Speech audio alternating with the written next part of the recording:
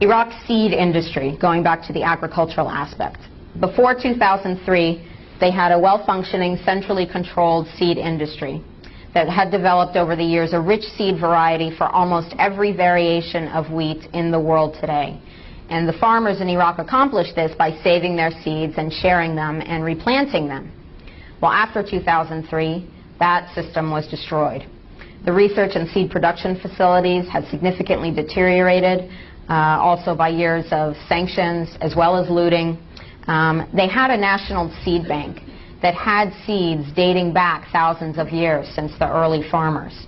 It's gone now.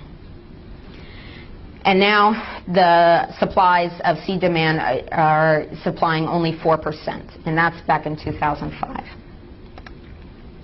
Now, Paul Bremer came in after the invasion, and you may know Bremer's 100. If you do Pilates, that's a little bit different from the Pilates 100. This is Bremer's 100. That's a joke for those of you who don't do Pilates.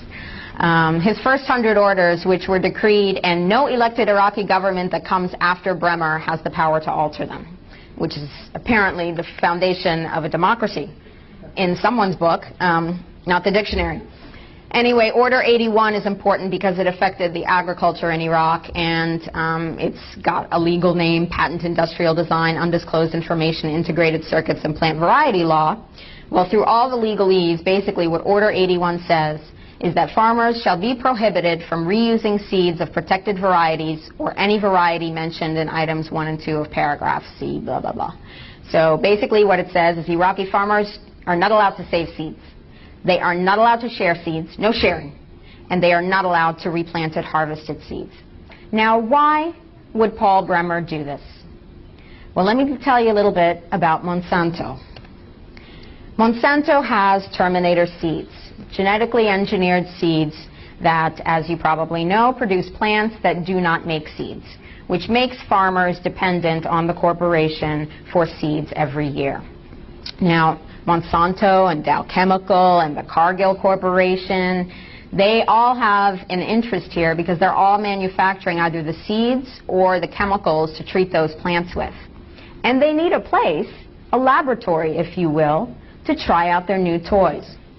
So, Cargill Corporation, a grain conglomerate, their former vice president, Daniel Amstutz, was made the agricultural advisor to Iraq, also a former USDA official. Now, it was very staggering to me and also very clarifying for me to understand that across the board, from agriculture to mercenaries to oil, this is about corporate profit. And these corporations were like drooling on the possibility of using their Terminator seeds there.